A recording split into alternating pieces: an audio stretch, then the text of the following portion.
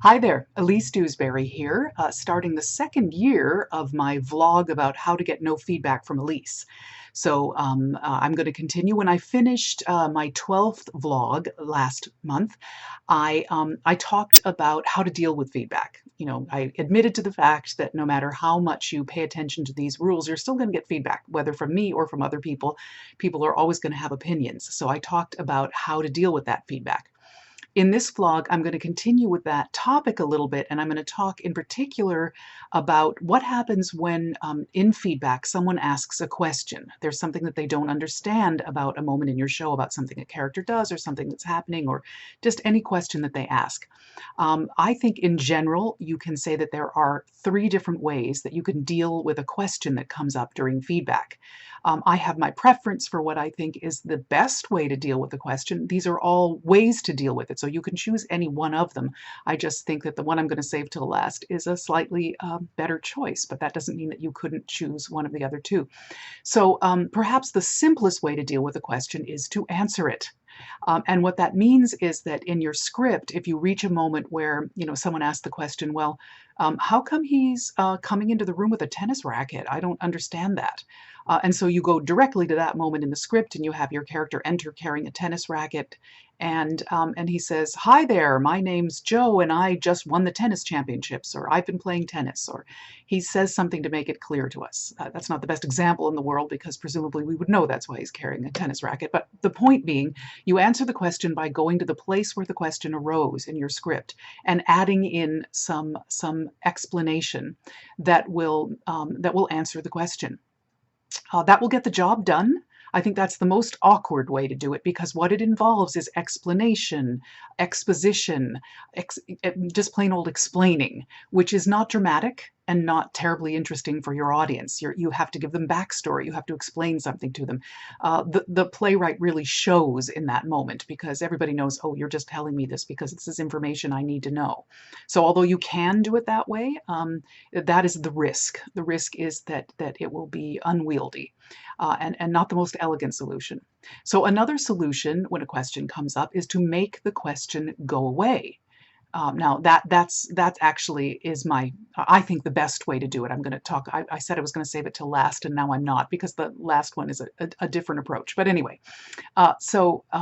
to make the question go away, what you do is you look around your script and try to find a way to have the question not come up in the first place. Answer it earlier, you know, give us some information earlier in a more elegant way so that when this other moment comes up, we won't have this question anymore. This is particularly useful when questions come up very late and you're trying to wrap everything up and you want to do it quickly and you don't want to have to spend a lot of time explaining things. It can be really useful to go much earlier in the piece and see where can you plant some seeds, where can you plant some little bits of information that won't feel like heavy-duty exposition and boring explanations, but will give us just enough information so that when the critical moment arrives, we won't ask that question. So we won't need an answer because we'll already have all the information that we need. So I think that's a more elegant way to deal with it. Try to figure out how can you front load clues and bits and pieces of information so that when that critical moment comes up, no one's going to ask that question anymore. So making the question go away. Now, the third one is I call acknowledging the question. And this is perfectly valid. It tends to sometimes be a little bit more of a comic approach to answering a question, so it depends on the nature of your show, but it can certainly work especially well in a comedy.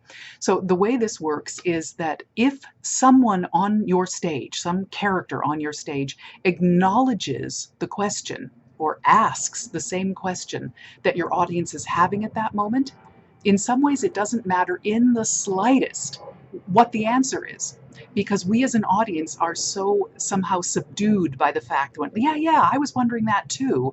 We don't really care what the answer is. We just like to know that somebody noticed that there was a question to be asked. So let me give you a sort of an example of that. So, you know, a character leaves at one point in the show and he exits stage right, and then a couple of scenes later he leaves through the front door. A couple of scenes later he comes out of a closet, you know, unexpectedly in an important moment where you want him to just appear from the closet. So as an audience member, I'm going to be thinking, wait a minute, I saw him leave through the front door a little while ago. What the heck is he doing coming out of the closet? That doesn't make any sense to me. So if when he comes out of the closet, someone on stage, another character goes, "Good heavens, Joe, didn't you leave by the front door a minute ago?" That's called acknowledging the question. So now someone on stage has asked the very question that was in my mind at that moment. Immediately, as an audience member, I calm down and I go, "Yeah, I was wondering that too." Now, Joe's answer could be, "Well, it's a really long explanation. I don't have time for that now." And that won't matter. He could say, I just dug a tunnel under the house. He could say, that's none of your business. It really doesn't matter what Joe's answer is because the question was asked. And that's all it takes to calm me down.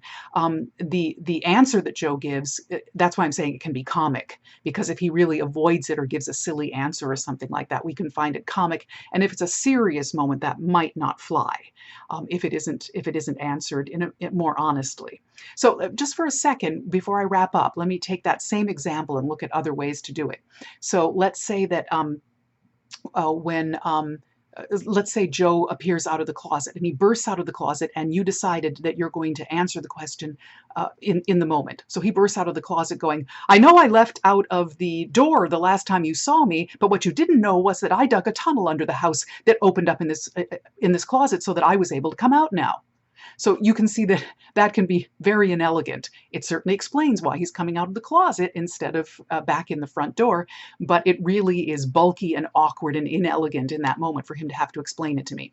To make the question go away, you could let us know much earlier in the piece that there's a tunnel, and so we know, maybe it's not foreground in our minds, but we do know that, and maybe someone's even used it before. We've seen someone come in and out that way, so we know that people can get around the back of the house and in through this tunnel. And then when Joe pops out of it, we're going to go, "Oh yeah, that's right. There's a tunnel. He came the other way." So we don't even ask the question.